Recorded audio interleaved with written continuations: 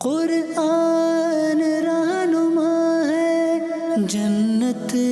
کا راستہ ہے، یہ نور ہے، شفا ہے، جنت کا راستہ ہے۔ الحمد للہ رب العالمین والصلاة والسلام علی سید الانبیاء والمرسلین، اما بعد فاعوذ باللہ من الشیطان الرجیم، بسم اللہ الرحمن الرحیم۔ الصلاة والسلام علیک یا رسول اللہ وعلی آلک واصحابک یا حبیب اللہ، الصلاة والسلام علیک یا نبی اللہ وعلی آلک واصحابک یا نور اللہ۔ الحمدللہ عز وجل، رمضان مبارک کے پرکیف لمحات میں سلسلہ قرآن رہنما ہے، جاری ہے، اور اس میں قرآن مجید فرقان حمید کے مختلف موضوعات پر ہم گفتگو کرنے کی سعادت حاصل کر رہے ہیں۔ اللہ جل شانہ نے قرآن مجید فرقان حمید میں بالخصوص اہل ایمان کو اور بالعموم تمام ہی لوگوں کو اپنی عبادت کا حکم دیا۔ ارشاد فرمایا، یا ایھا الناس اعبدوا ربکم الذی خلقکم والذین من قبلکم لعلکم تتقون۔ اے لوگو، اپنے اس رب کی عبادت کرو کہ جس نے تمہیں پیدا کیا اور تم سے پہلے والوں کو پیدا کیا، تاکہ تم پرہیزگاری حاصل کرو۔ اہل ایمان کا تو معاملہ واضح ہے کہ ان کو عبادت کا حکم دیا گیا۔ جو اور لوگ ہیں ان کو عبادت کا حکم دینے کا معنی یہ ہے کہ ایمان لاؤ، اور ایمان لانے کے بعد اپنے رب عز و جل کی عبادت کرو۔ اور مقامات پر بھی اللہ پاک نے ارشاد فرمایا اہل ایمان سے، یا ایھا الذین آمنوا ارکعوا واسجدوا واعبدوا ربکم وافعلوا الخیر لعلکم تفلحون۔ اے ایمان والو، رکوع کرو، سجدہ کرو، اور اپنے رب کی عبادت کرو اور بھلے کام کرو تاکہ تم کامیاب ہو جاؤ۔ ایک مقام پہ اللہ پاک نے ارشاد فرمایا، وَمَا خَلَقْتُ الْجِنَّ وَالْإِنسَ إِلَّا لِيَعْبُدُونَ، کہ میں نے انسانوں کو اور جنات کو اپنی ہی عبادت کے لیے پیدا کیا، یعنی وہ میری عبادت کریں، میری پہچان حاصل کریں۔ یہ اصل انسان اور جنات کی تخلیق کا حکم ہے۔ تو یوں قرآن مجید فرقان حمید میں اللہ پاک نے ایک رہنما اصول کہ جس کے ذریعے سے ہماری آخرت بھی بہتر ہوتی ہے، دنیا بھی بہتر ہوتی ہے، وہ ہے ہم اپنے رب عز و جل کی عبادت کریں۔ عبادت یعنی وہ کام کہ جو اللہ پاک کی انتہا درجے کی تعظیم کے لیے کیا جائے، اور جس کام کا اللہ پاک نے حکم ارشاد فرمایا ہے وہ کرنا، جن چیزوں سے بچنے کا اللہ پاک نے حکم فرمایا ہے ان کو یہ سمجھ کر کرنا کہ یہ ہمارے رب عز و جل کا حکم ہے، اس لیے ہم یہ کر رہے ہیں، اس سے ہمارے رب نے منع کیا ہے، اس سے ہم بچ رہے ہیں، یہ سب عبادت کے زمرے کے اندر آتا ہے۔ تو عبادت ایک وسیع مفہوم رکھتا ہے، ایک مخصوص معنی ہوتا ہے، اور دوسرا اللہ پاک کی اطاعت و فرما برداری، یہ اللہ پاک کی عبادت کے اندر آتا ہے۔ یعنی مثال کے طور پر کوئی شخص اپنے والدین کو محبت کی نگاہ سے دیکھتا ہے، کہ اس لیے دیکھتا ہے کہ ان کو دیکھنا یہ اللہ پاک کو پسند ہے۔ اب اس کی نیت یہ ہے کہ میں اللہ پاک کو راضی کرنے کے لیے ان کے چہرے کی طرف دیکھ رہا ہوں، تو یہ عبادت کے اندر کاؤنٹ ہو جائے گا، عبادت کے اندر شمار ہو جائے گا کہ یہ اللہ پاک کی بات کو ماننا، اس کو راضی کرنے کے لیے یہ کام کرنا ہے۔ اسی طرح اور چیزوں کو آپ دیکھتے چلے جائیں تو اچھی نیت کے ساتھ اللہ پاک کو راضی کرنے کے ساتھ جو نیک کام کیا جائے گا وہ اللہ پاک کی عبادت کے اندر آئے گا۔ مثال کے طور پہ نبی محترم صلی اللہ تعالی علیہ وآلہ وسلم کا کوئی ذکر خیر کرتا ہے، ان کی نعتیں پڑھتا ہے، ان کی باتیں لوگوں کے سامنے بیان کرتا ہے، اور مقصود یہ ہے کہ اس سے نبی پاک صلی اللہ تعالی علیہ وآلہ وسلم کی خوشی حاصل ہوگی، اور ان کی رضا، ان کی خوشی کے اندر اللہ پاک کی خوشی ہے، اللہ پاک راضی ہوگا، تو یہ بھی عبادت کے زمرے کے اندر آتا ہے۔ کوئی علم دین حاصل کرتا ہے، نیت یہی ہے کہ اللہ پاک کی اس میں رضا ہے، اللہ پاک علم دین حاصل کرنے کو پسند کرتا ہے، یہ بھی عبادت کے اندر آئے گا۔ تو عبادت یوں ایک وسیع مفہوم ہے، لیکن ہمارے یہاں بالخصوص جو شخص نمازوں کا اہتمام کرتا ہے، قرآن مجید فرقان حمید کی تلاوت کا اہتمام کرتا ہے، روزوں کا اہتمام کرتا ہے، ایسے شخص کے حوالے سے کہا جاتا ہے کہ اللہ پاک کی عبادت کرنے والا ہے۔ تو یقیناً یہ بھی اللہ پاک کی عبادت کے کام ہیں اور اعلیٰ درجے کے کام ہیں۔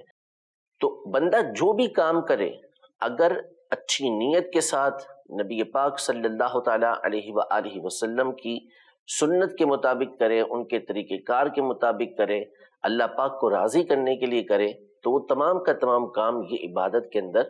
شمار ہو جاتا ہے۔ اسی لیے فرمایا وَمَا خَلَقْتُ الْجِنَّ وَالْإِنسَ إِلَّا لِيَعْبُدُونَ، میں نے جنات اور انسان کو اپنی عبادت کے لیے پیدا کیا۔ یعنی جب عبادت کے لیے پیدا کیا تو اب جو کام بھی دنیا میں رہ کر کرنا ہے، کھانا ہے، پینا ہے، اٹھنا بیٹھنا، یہ سب چیزیں اگر اللہ پاک کی رضا کے لیے ہوں گی تو یہ عبادت کے اندر شمار ہو جائیں گی۔ ایک حدیث مبارکہ جو صحیح بخاری شریف کے اندر ہے، یہاں تک نبی پاک صلی اللہ علیہ وسلم نے ارشاد فرمایا کہ جو شخص اپنی اہلیہ کے منہ کے اندر لقمہ رکھتا ہے تو اس میں بھی اس کے لیے اجر ہوتا ہے۔ یعنی اگر کوئی اچھی نیت کے ساتھ کہ میں اس کو اللہ کی رضا کے لیے راضی کر رہا ہوں اور اس کے منہ کے اندر لقمہ رکھ دے، کھانے کا کوئی لقمہ اٹھا کے رکھ دیا اس نے، تو اس میں بھی اللہ پاک نے بندے کے لیے اجر رکھا ہے، اور اجر جو حاصل ہوتا ہے وہ اللہ پاک کی عبادت پر حاصل ہوتا ہے۔ لیکن بالخصوص جو عبادت بندے کے دل کے اندر بہت زیادہ مؤثر ہوتی ہے، اس کے دل کے اندر روحانیت کو پیدا کرتی ہے، اس کے دل کو ستھرا کرتی ہے، صاف کرتی ہے، وہ عبادت رات کی عبادت ہے۔ یہ بندہ رات میں اٹھے اور اللہ پاک کی عبادت کرے تو یہ اللہ پاک کو بہت ہی زیادہ پسند ہے، اور قرآن مجید فرقان حمید میں اللہ پاک نے ایسے لوگوں کی تعریف بھی فرمائی ہے کہ جو راتوں کو اٹھ کر اس کی عبادت کرتے ہیں۔ چنانچہ اللہ پاک سورہ الف لام میم السجدہ میں ارشاد فرماتا ہے تتجافى جنوبهم عن المضاجع يدعون ربهم خوفا وطمعا ومما رزقناهم ينفقون فلا تعلم نفس ما اخفي لهم من قرة اعین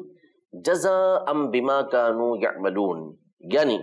ان کی کروٹیں ان کی خوابگاہوں سے جدا رہتی ہیں اور اپنے رب کو ڈرتے ہوئے اور امید کرتے ہوئے پکارتے ہیں، اور ہمارے دیے ہوئے میں سے کچھ رزق خیرات کرتے ہیں، تو کسی جان کو معلوم نہیں جو آنکھ کی ٹھنڈک ان کے لیے چھپا کر رکھی ہے، یہ بدلہ ہے ان کے کاموں کا۔ یعنی جو لوگ راتوں کو اٹھتے ہیں ان کی کروٹیں بستروں سے جدا ہو جاتی ہیں، کروٹیں جدا ہوئی یعنی بیدار ہوئے، اپنے بستر سے کھڑے ہوئے، اللہ پاک کی بارگاہ کے اندر حاضر ہو گئے، اللہ پاک کی عبادت کرتے ہیں، اس کی بارگاہ میں دعا کرتے ہیں، اور امید رکھتے ہوئے، ڈرتے ہوئے، یعنی خوف بھی ہوتا ہے اللہ جل شانہ کی ناراضی کا، اللہ پاک کے عذاب کا، اور اس کی رحمت، اس کی رضا کی امید بھی ہوتی ہے۔ دونوں چیزوں کو پیش نظر رکھتے ہوئے کبھی ان کا دل کانپتا ہے، کبھی اللہ کی رحمت سے جھومتا ہے، اور وہ اللہ پاک کی بارگاہ کے اندر دعائیں کر رہے ہوتے ہیں، عبادت کر رہے ہوتے ہیں، تو اللہ پاک نے ارشاد فرمایا کہ ان کے لیے جو آنکھوں کی ٹھنڈک ہم نے تیار کر رکھی ہے وہ کوئی نہیں جانتا، کسی کو نہیں معلوم کہ آنکھوں کی ٹھنڈک ان کے لیے کیا تیار کر کے رکھی گئی ہے۔ اب وہ قیامت کے دن جنت کے اندر اللہ پاک جب عطا فرمائے گا تو ہی معلوم ہوگا کہ وہ آنکھوں کی ٹھنڈک کیا ہوگی۔ جنت کی ویسے ہی نعمتوں کے بارے میں حدیث پاک کے اندر فرمایا کہ اللہ پاک نے جنت میں جو نعمتیں تیار فرمائی ہیں اس کے بارے میں نہ کسی کان نے سنا، نہ کسی آنکھ نے اسے دیکھا، اور نہ کسی دل پر اس کا خیال گزرا۔ تو ویسے ہی نعمتیں جنت کی ایسی ہیں کہ جو صرف اور صرف ہمارے سامنے ابھی مثال کے طور پر بیان کی گئی ہیں، ورنہ حقیقی طور پر جو جنت کی نعمتیں ہیں وہ جنت میں داخلے کے بعد ہی معلوم ہوں گی۔ تو بالخصوص ان لوگوں کے لیے کہ جو راتوں میں اٹھ کر اللہ پاک کی عبادت کرتے ہیں، ان کے لیے تو نہ جانے اللہ پاک نے کیسی کیسی نعمتیں ان کی آنکھوں کی ٹھنڈک کے لیے تیار کر رکھی ہیں۔ تو کچھ نہ کچھ وقت رات کو اٹھ کر عادت بنانی چاہیے کہ اللہ پاک کی بارگاہ میں حاضر ہو جائیں، 5 وقتہ نماز پڑھیں، عشاء کی نماز پڑھنے کے بعد آرام کریں، بھلے آپ 5 سے 10 منٹ کے لیے اٹھیں، وضو کیا آپ نے، 2 رکعت نماز ادا کی، اللہ کی بارگاہ میں گڑ گڑا کے دعا کی، پھر اس کے بعد سو جائیں۔ اور وقت دینا چاہیں یہ جداگانہ بات ہے، لیکن کچھ نہ کچھ وقت اللہ پاک کی بارگاہ میں رات میں حاضر ہو جائیں۔ اگر اتنا ہی کر لیں کہ فجر کے لیے اٹھنا ہے تو فجر کے وقت میں جب ہم اٹھتے ہیں، وہ تو اٹھنا لازم ہے ہمارے اوپر، تو ہم کچھ وقت پہلے اٹھ جائیں، فجر کا وقت شروع ہونے سے کچھ وقت پہلے اٹھ جائیں اور اس وقت اللہ پاک کی بارگاہ میں حاضر ہو کر 2 رکعت ادا کریں، تو یہ انتہائی پسندیدہ عمل ہے۔ نماز ادا کریں، بہت پسندیدہ عمل ہے، اور اللہ پاک سے دعا مانگیں تو یہ وہ گھڑیاں ہوتی ہیں کہ جس میں اللہ پاک دعاؤں کو قبول فرماتا ہے۔ حدیث مبارکہ میں ہے، حضرت سیدنا عبداللہ بن مسعود رضی اللہ تعالی عنہ فرماتے ہیں، توریت میں لکھا ہوا ہے، بے شک اللہ عز و جل نے ان لوگوں کے لیے کہ جن کے پہلو بستروں سے جدا رہتے ہیں ایسے ایسے انعامات تیار کیے ہیں جنہیں نہ تو کسی آنکھ نے دیکھا، نہ ہی کسی کان نے سنا، نہ کسی بندے کے دل میں اس کا خیال گزرا،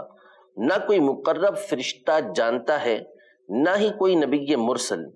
پھر حضرت عبداللہ بن مسعود رضی اللہ تعالی عنہ نے فرمایا کہ ہمارے قرآن میں اس کا تذکرہ اس طرح کیا گیا ہے، فَلَا تَعْلَمُ نَفْسٌ مَا أُخْفِيَ لَهُم مِّن قُرَّةِ أَعْيُنٍ جَزَاءً بِمَا كَانُوا يَعْمَلُونَ، یعنی ایسے لوگوں کے لیے، رات میں عبادت کرنے والوں کے لیے کوئی جان نہیں جانتی کہ ان کی آنکھوں کی ٹھنڈک کیا تیار کی گئی ہے، یہ بدلہ ہے ان کے نیک کاموں کا۔ یہاں اللہ پاک کا انعام یہ ہے، جو آیت کا آخری حصہ ہے، کہ یہ بدلہ ہے ان کے نیک کاموں کا، اچھے کاموں کا۔ حالانکہ اچھے کام جو ہم کر رہے ہیں وہ اس درجے کے نہیں ہیں، اس پائے کے نہیں ہیں کہ جنت کی نعمتیں اس کے بدلے دی جائیں۔ ظاہر ہے کہ بندہ کتنی ہی اعلیٰ درجے کی عبادت کر لے، اللہ پاک کے پچھلے احسانوں کو اور مسلسل ہونے والے احسانوں کا ایک حصہ بھی اس کا بدلہ نہیں دے سکتا۔ اس کے باوجود اللہ پاک کے انعامات کی انتہا دیکھیں کہ بندہ جب عبادت کر رہا ہے، وہ عبادت اللہ کی دی ہوئی توفیق سے کر رہا ہے، اللہ پاک کی دی ہوئی طاقت سے کر رہا ہے۔ اس کے بعد جب بندہ عبادت کرتا ہے تو اللہ پاک اس پر بھی اس کو بدلہ اور اجر عطا فرماتا ہے۔ حدیث مبارکہ ہے، حضرت سیدنا معاذ بن جبل رضی اللہ تعالی عنہ فرماتے ہیں کہ میں نے عرض کیا، یا رسول اللہ صلی اللہ تعالی علیہ وآلہ وسلم، مجھے ایسے عمل کے بارے میں بتائیے جو مجھے جنت میں داخل کر دے اور جہنم سے دور کر دے۔ نبی پاک صاحب الاولاق صلی اللہ تعالی علیہ وآلہ وسلم نے ارشاد فرمایا، تم نے ایک عظیم چیز کے بارے میں سوال کیا ہے، اور بے شک یہ عمل اسی کے لیے آسان ہے جس کے لیے اللہ عز و جل اسے آسان فرما دے۔ پھر آپ صلی اللہ تعالی علیہ وسلم نے ارشاد فرمایا، اللہ عز و جل کا کوئی شریک ٹھہرائے بغیر اس کی عبادت کرو، یعنی خالص اللہ کی عبادت کرو، نماز ادا کرو، زکوٰۃ ادا کرو اور رمضان کے روزے رکھو۔ اگر بیت اللہ کی طرف جانے کی استطاعت رکھتے ہو، یعنی حج کی استطاعت رکھتے ہو، تو حج کرو۔ پھر نبی پاک صلی اللہ تعالیٰ علیہ وسلم نے فرمایا، کیا میں تمہیں خیر کے دروازوں کے بارے میں نہ بتاؤں، یعنی بھلائی کے دروازوں کے بارے میں نہ بتاؤں؟ ارشاد فرمایا، روزہ ڈھال ہے اور صدقہ گناہوں کو اس طرح مٹا دیتا ہے جس طرح پانی آگ کو بجھا دیتا ہے، اور بندے کا رات کے آخری حصے میں نماز پڑھنا یہ بھلائی کے دروازے ہیں۔ رات کو اٹھ کر اس کے آخری حصے میں نماز پڑھنا یہ بھلائی کے دروازے ہیں۔ پھر اس کے بعد نبی پاک صلی اللہ علیہ وسلم نے وہی آیت مبارکہ تلاوت فرمائی جس کو ہم ابتدا میں سن چکے ہیں۔ حضرت سیدتنا اسماء رضی اللہ تعالی عنہا سے روایت ہے کہ نور کے پیکر نبی محترم صلی اللہ تعالی علیہ وآلہ وسلم نے ارشاد فرمایا، قیامت کے دن تمام لوگ ایک ہی جگہ اکٹھے ہوں گے، پھر ایک پکارنے والا پکارے گا، وہ لوگ کہاں ہیں جن کے پہلو بستروں سے جدا رہتے تھے، یعنی جو رات کو اپنے بستر چھوڑ کر اللہ کی بارگاہ میں حاضر ہو جایا کرتے تھے، تو وہ لوگ کھڑے ہوں گے اور ان کی تعداد بہت تھوڑی ہوگی، یہ لوگ بغیر حساب کے جنت میں داخل ہو جائیں گے، پھر اس کے بعد تمام لوگوں کا حساب شروع ہوگا۔ یعنی لوگوں کا حساب شروع ہونے سے پہلے تہجد پڑھنے والے، راتوں کو عبادت کرنے والوں کو بغیر کسی حساب کے اللہ پاک جنت کے اندر داخل فرما دے گا۔ قرآن مجید فرقان حمید میں اللہ پاک سورہ زاریات میں ان لوگوں کے بارے میں کہ جو پرہیزگار ہیں، نیک لوگ ہیں، ان کے انعامات کے بارے میں ارشاد فرماتا ہے، اور ان کی جو دنیا کے اندر حالت تھی اس کو بیان فرماتا ہے۔ ان المتقین فی جنات وعیون آخذین ما آتاہم ربہم، کہ جو پرہیزگار لوگ ہیں یہ باغات میں ہوں گے، چشموں کے اندر ہوں گے، اور جو ان کے رب نے ان کو عطا کیا ہے اس کو لینے والے ہوں گے۔ انہم کانوا قبل ذلک محسنین، بے شک یہ لوگ پہلے سے نیکیاں کرنے والے تھے۔ کانوا قلیلا من اللیل ما یہجعون، وہ رات میں کم سویا کرتے تھے۔ وبالاسحار ہم یستغفرون، اور رات کے آخری پہروں کے اندر، آخری حصوں کے اندر اللہ سے بخشش مانگا کرتے تھے، مغفرت مانگا کرتے تھے، اور صاف بھی بیان کر دیے کہ ان کے کام کیا کیا تھے، اور ساتھ ہی ساتھ ان کو اللہ پاک انعام کیا عطا فرمائے گا اسے بھی بیان فرما دیا۔ علماء رات میں عبادت کرنے کے فوائد بیان کرتے ہیں کہ یاد رہے کہ جو عبادت جس وقت کرنا فرض ہے اسے اسی وقت کیا جائے گا،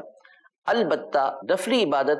دن کے مقابلے میں رات میں کرنا زیادہ فائدہ مند ہے۔ اس کا ایک فائدہ یہ ہے کہ رات میں کچھ دیر سونے کے بعد اٹھ کر عبادت کرنا دن کی نماز کے مقابلے میں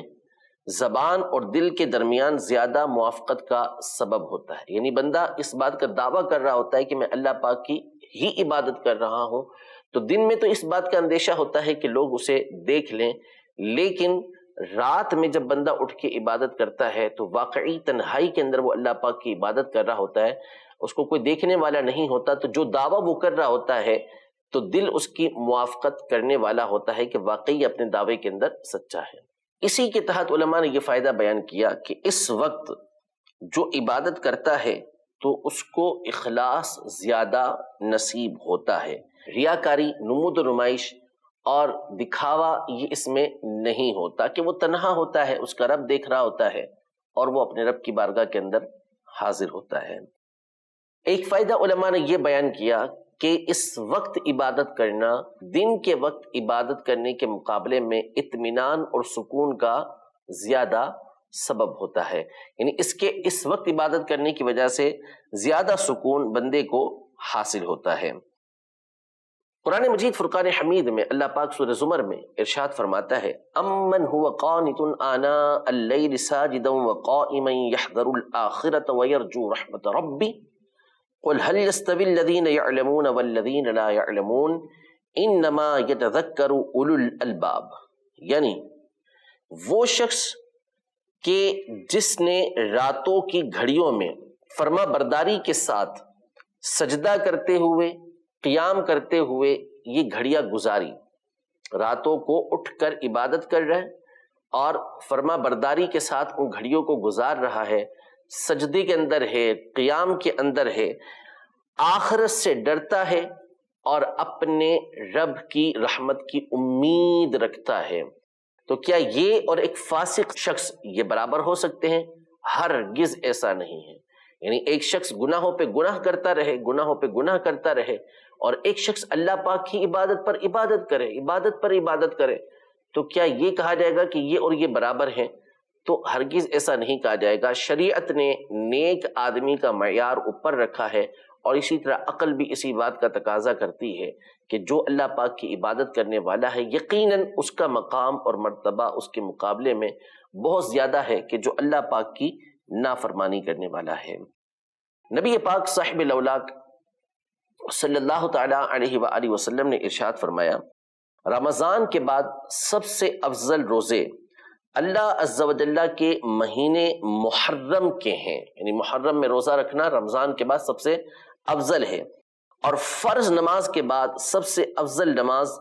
رات میں پڑھی جانے والی نماز ہے۔ فرض نمازیں وہ تو سب سے افضل ہیں،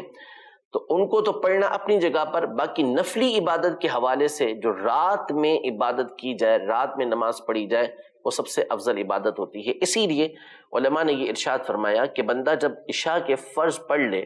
سنتیں پڑھ لی اس نے، وطر اگر اسی وقت پڑھتا ہے تو کم از کم 2 رکعتیں وہ پڑھ لے، کہ یہ افضل ترین نفلی عبادت ہوگی۔ اس لیے کہ بندہ اگر رات کو اٹھ کر عبادت کرتا ہے یا رات سونے سے پہلے عبادت کرتا ہے تو یہ سارا کا سارا قیام اللیل کے اندر آتا ہے، صلاۃ اللیل کے اندر آتا ہے، یعنی رات کی نماز کے اندر آتا ہے۔ تہجد بھی رات کی نماز کا ایک حصہ ہے۔ اگر کسی نے سونے سے قبل نماز پڑھی تو وہ تہجد تو نہیں، لیکن رات کی نماز ہے، اور یہ بھی افضل ترین نماز ہے۔ اگرچہ کہ اٹھ کر بندہ پڑھتا ہے تو چونکہ اس کے اندر مشقت زیادہ ہے، تکلیف زیادہ ہے، تو اس کا ثواب بھی زیادہ ہوگا، لیکن پہلے پڑھ لے تو بھی انشاءاللہ ثواب ملے گا۔ وہ تہجد نہیں کہلائے گی لیکن ایک افضل نماز کہلائے گی۔ تو وطر پڑھنے کے بعد، جیسے عام طور پہ ہمارے یہاں رات میں ہی وطر پڑھ لیے جاتے ہیں سونے سے پہلے، تو کم از کم 2 رکعتیں ادا کر لیں، انشاءاللہ عز و جل اس کا فائدہ بہت زیادہ حاصل ہوگا۔ حضرت سیدنا جابر بن عبداللہ رضی اللہ تعالی عنہ روایت کرتے ہیں، فرماتے ہیں کہ میں نے نبی پاک صاحب الاولاق صلی اللہ تعالی علیہ وآلہ وسلم کو فرماتے ہوئے سنا، بے شک رات میں ایک گھڑی ایسی آتی ہے، ایک وقت ایسا آتا ہے کہ اس گھڑی میں مسلمان بندہ جب اللہ عز و جل سے دنیا اور آخرت کی کوئی بھلائی طلب کرتا ہے تو اللہ عز و جل اسے وہ بھلائی عطا فرماتا ہے، اور یہ گھڑی ہر رات میں ہوتی ہے۔ یعنی ایسا نہیں کہ مخصوص کسی رات کے اندر ہو،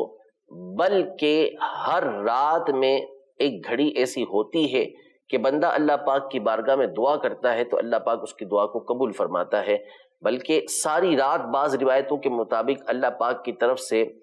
ندا ہوتی ہے کہ ہے کوئی مغفرت طلب کرنے والا کہ اس کی مغفرت کی جائے، ہے کوئی دعا کرنے والا کہ اس کی دعا قبول کی جائے۔ ایک اور حدیث مبارکہ میں ہے، حضرت سیدنا عبداللہ بن سلام رضی اللہ تعالی عنہ فرماتے ہیں کہ جب نبی پاک صلی اللہ علیہ وسلم مدینہ منورہ تشریف لائے تو لوگ گروہ در گروہ آپ کی بارگاہ میں حاضر ہونے لگے آپ کی زیارت کے لیے۔ میں بھی ان لوگوں میں شامل تھا۔ جب میں نے آپ صلی اللہ علیہ وسلم کے چہرہ مبارکہ کو غور سے دیکھا اور آپ صلی اللہ علیہ وسلم کے بارے میں چھان بین کی تو جان لیا کہ یہ کسی جھوٹے کا چہرہ نہیں۔ اور پہلی بات جو میں نے رسول اللہ صلی اللہ علیہ وسلم سے سنی تھی وہ یہ ہے، اے لوگوں سلام کو عام کرو اور محتاجوں کو کھانا کھلاؤ اور صلہ رحمی اختیار کرو، یعنی آپس میں رشتہ برقرار رکھو، اور رات کو جب لوگ سو رہے ہوں تو نماز پڑھا کرو، جنت میں سلامتی کے ساتھ داخل ہو جاؤ گے۔ تو یہ ہمارے لیے ایک رہنما اصول ہے کہ رات میں اٹھ کر اللہ پاک کی عبادت کرنے سے بندے کا سارا دن یہ نشاط کے اندر، خوشی کے اندر گزرتا ہے، اور آخرت کے فائدے اس کے جداگانہ ہیں۔ رب العزت جل وعلا ہم سب کو اپنی عبادت کا ذوق و شوق عطا فرمائے، اور ہم سب کو بالخصوص رات میں اٹھ کر اپنی عبادت کرنے کی توفیق عطا فرمائے، آمین بجاہ النبی الامین صلی اللہ تعالی علیہ وآلہ وسلم۔ قرآن رہنما ہے، جنت کا راستہ ہے، یہ نور ہے شفا ہے، جنت کا راستہ ہے۔